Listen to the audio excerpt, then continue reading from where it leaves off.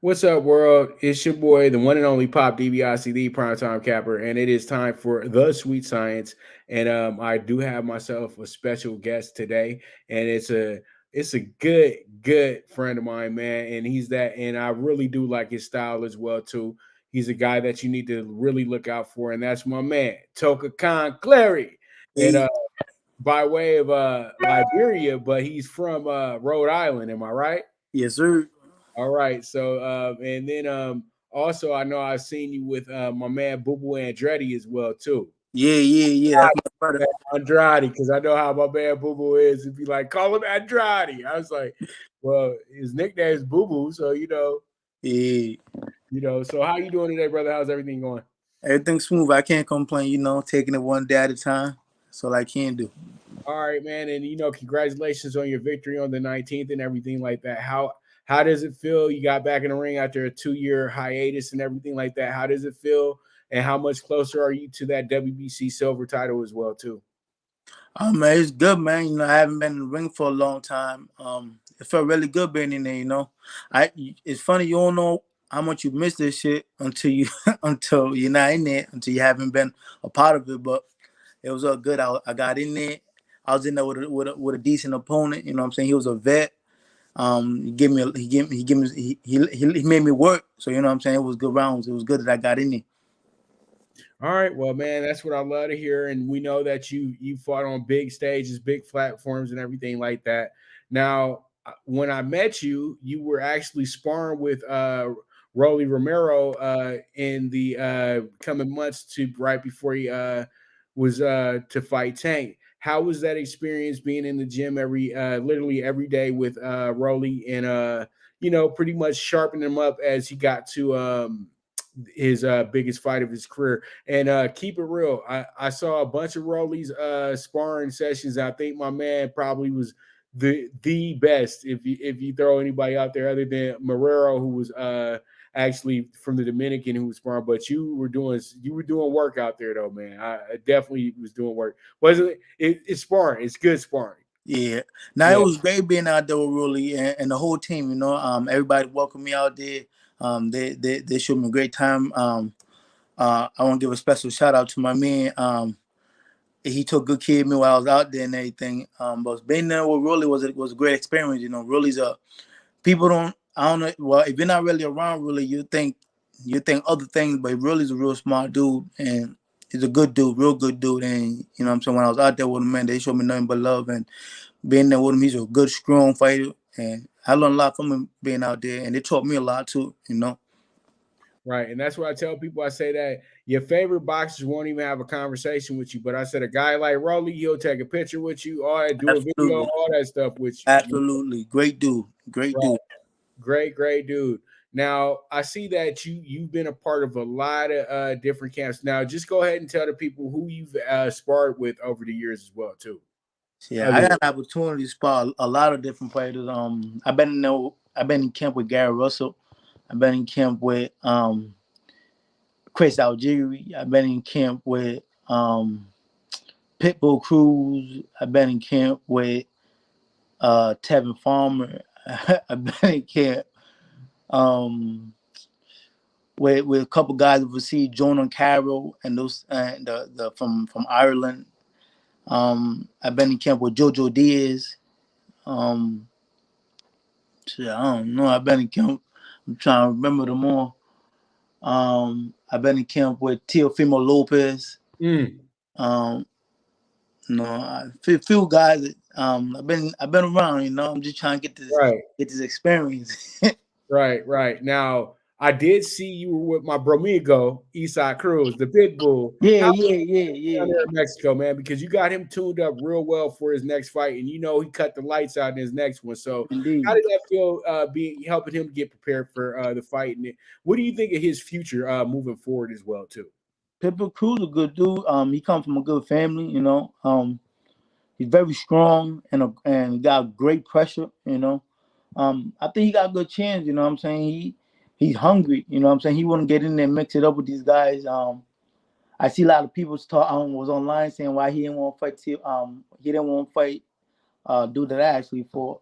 Um, Shakur? Shakur Stevenson. You know what I'm saying? Sometimes it gotta make sense. You know what I'm saying? We can't just all be dummy. You know what I'm saying? If it don't make sense, why do it? Right, right. You know what I'm saying?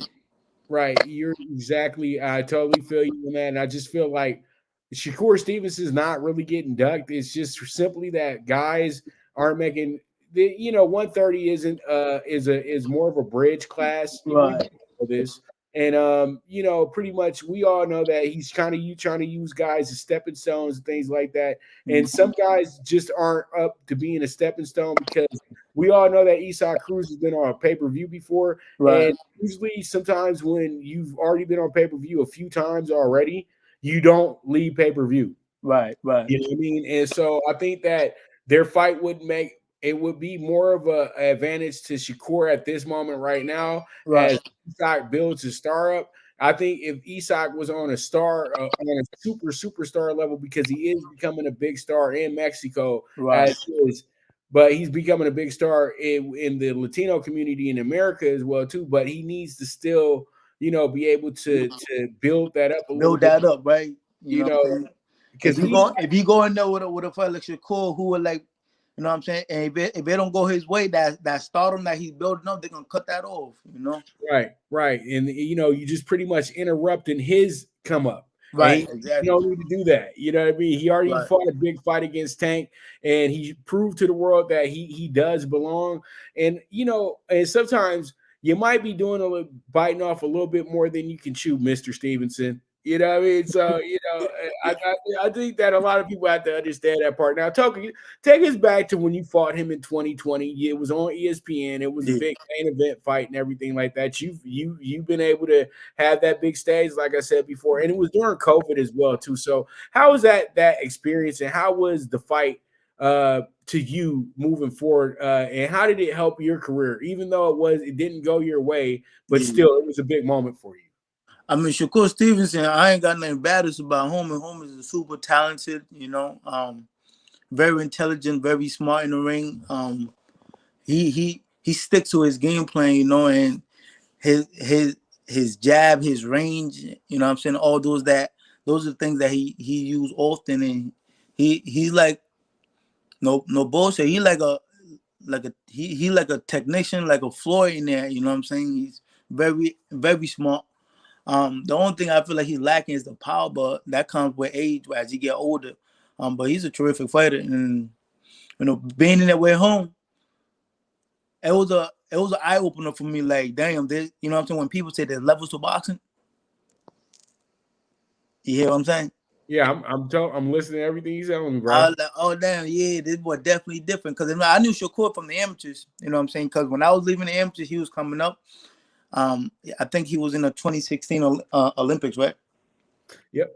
Yeah, I was involved in the 2012 Olympic trials and stuff like that. So I heard of him and I seen him fighting when we was leaving out the amateurs. So it wasn't like I didn't know him, but he's a very great fighter. He's gonna be something special to watch out for. Hopefully he continue doing what he's doing, All right. Well, that's just intriguing, and it doesn't matter what the result was. You have it on your resume that you Yeah, did, yeah. and you fought against Kid Galad as well too. How was that fight? Kid Gallagher, he's a tricky fighter. He switch a lot, Right.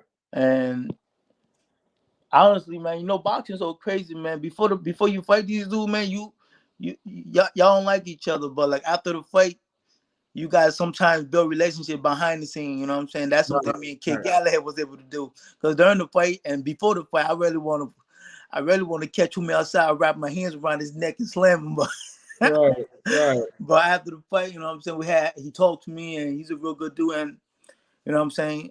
I feel like Kid Gallagher, when he fought what's the other Josh Warrington, I feel like he might have won that fight, you know what I'm saying? But with boxing is a tough sport, you know what I'm saying? And he didn't get that one. I think it was a split decision loss or something like that, if I'm not mistaken. But he's another good fighter, you know what I'm saying? When I fought him, I learned a lot, you know what I'm saying? I didn't make the weight, and I felt like no excuses because he definitely won the fight. And that was my last fight at 26. But when I fought home, I could see like it showed me like, all right, this dude was really hungry because he was on his front feet most of the fight, and I was like, damn, I couldn't get this dude off of me. I couldn't get him off of me, and he just taught me how to like just stay persistent, how to stay hungry during the fight. And he's a pretty cool dude, man, and he's another great fighter that I've been in the ring with. All right, man. That's just beautiful stuff. Now, you were born in Liberia and you grew up in Rhode Island. How was that experience coming from Liberia, moving out here to America and everything like that? And then being in like the smallest state in the country, you know what I mean? Like Right. geographically wise, being in Rhode Island and coming up with Boo Boo as well too, with Demetrius. I mean, let me stop calling him Boo Boo, hey. I'm gonna answer one at a time. I mean, coming from Liberia to here, it was great for me because I needed that. I couldn't imagine myself staying in Liberia during the time. It was tough, you know what I'm saying, for what I remember. I came out here. I was in Philly first. I was in Philly for a little bit, and then I moved to Rhode Island.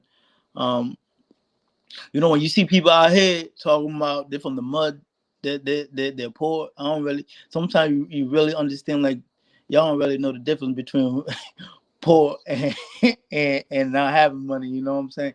Right. When you from Africa, you really understand that. You really understand what it is to be from poverty. What it really is. What coming from poor. What that really means. So like those are things that I keep in my mind. Those are things I try to cherish. I understand because you know what I'm saying. If you don't if don't forget where you're from and always appreciate where you at. And coming from Liberia, I definitely appreciate where I'm at, and I'll never forget where I'm from because it keep me grounded from the back of my head. Like, yo, shit, you can always get back there. You know what I'm saying? Right. Being out here in Rhode Island, you know what the crazy thing is about being in Rhode Island? It's the smallest state, but when you live out here, that don't encourage your mind because it don't feel small when you're here. Right. But then you realize everybody know everybody, especially with social media. Be like, you see somebody, be like, yo, how you know this guy? Be like, yeah, we went to who? I be like, oh damn, everybody kind of do know everybody knows the smallest state. That's what remind you like this is a small state. But when you're living in it, you don't really feel like it's a small state. Right. Being with Demetrius Andre is like I look at that like it's a great experience and is an advantage as a fighter because he's a fighter. Watching how he trained and how he stayed composed into his career because his career, Demetrius Andre been undefeated since 08 or 09, I think, when he turned pro. Right.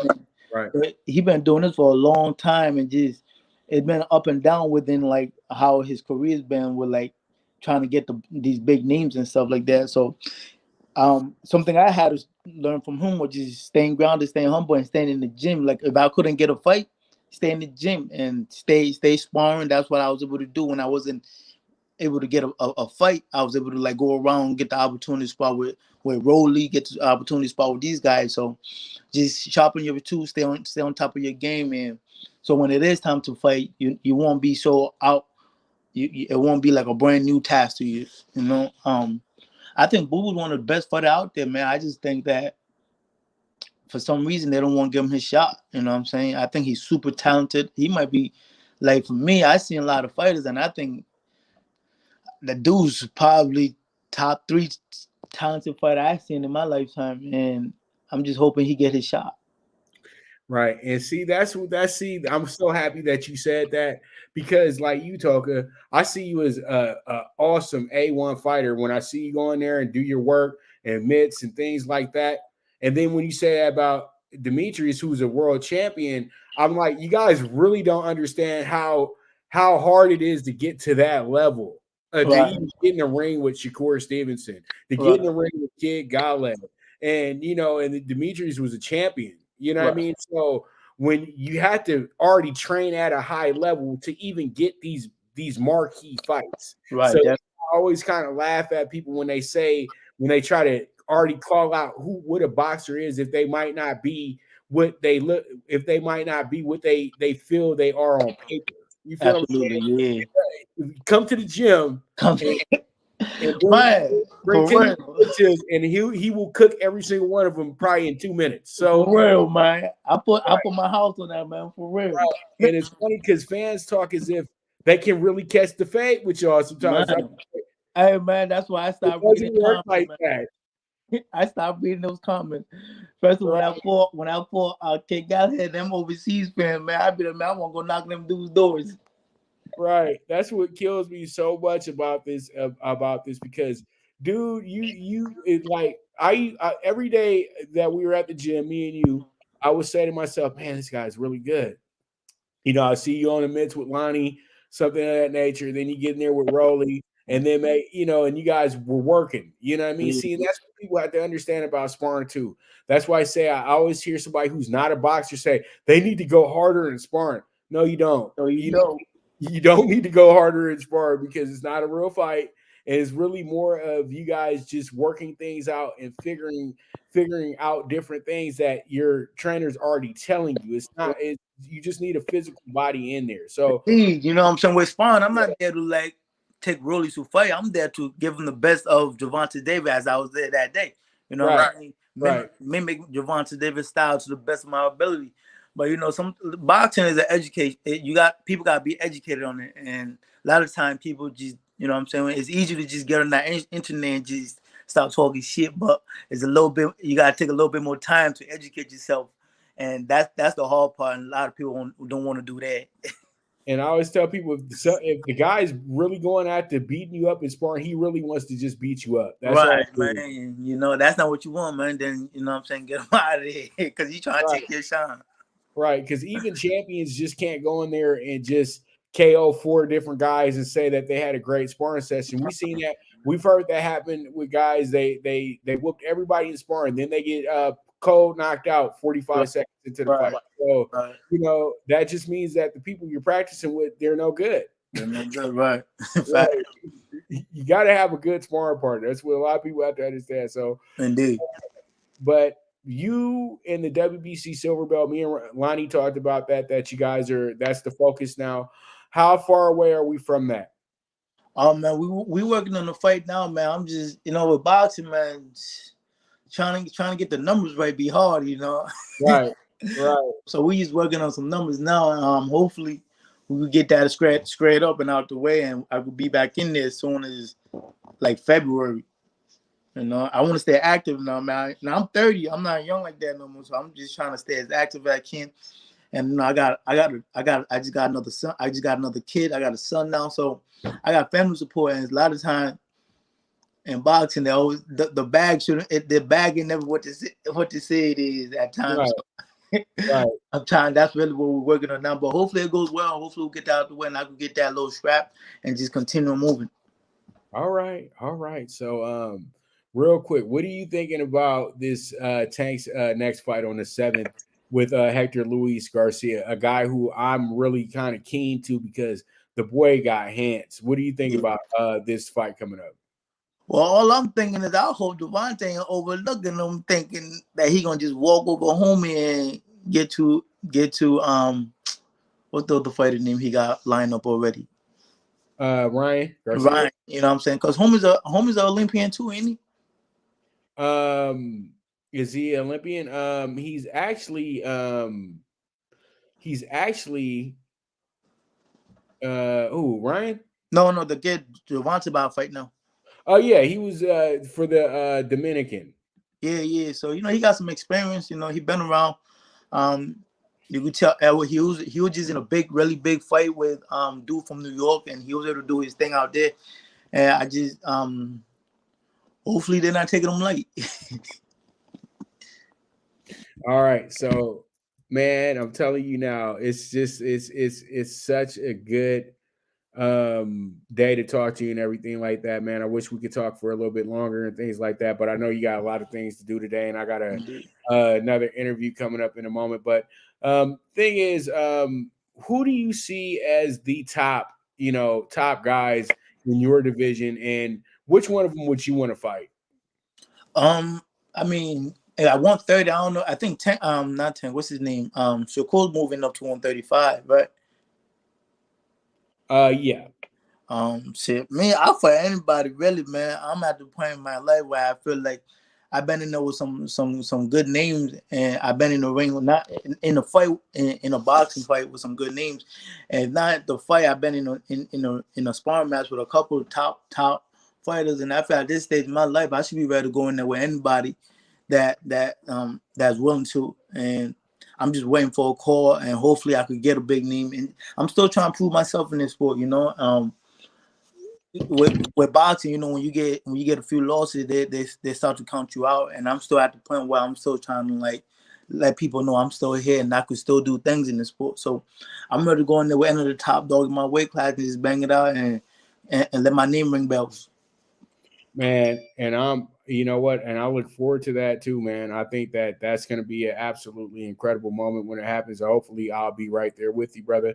And you know, pretty much Lonnie, shout out to him for setting this up for us and everything like that. Shout out to my man Bullet Cromwell Gordon, that's Rolly's trainer as well too.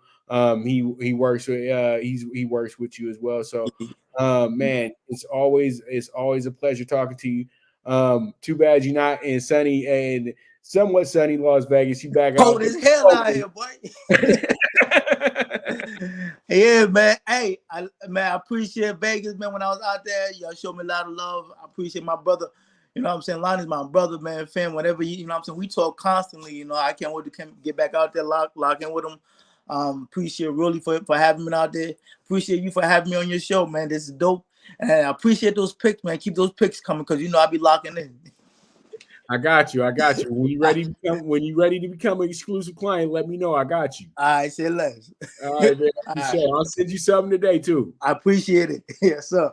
Thanks for that. Thanks for a little bit of promo right there. You already, big dog. I'll be on it. Don't worry about it. All right. For sure. All right, Toka. Thank you so much, brother. And you guys have a good one. Toka, tell them where they can find you at before I let you go. I'm on social medias, Instagram and Facebook is Toka Khan. You can always lock in with me on there, message me, ask for anything. You know, I answer y'all back.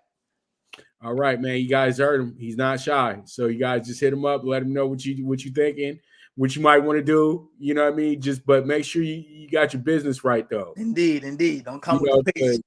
One thing about us boxing people, we can smell bullshit from a mile away. 100.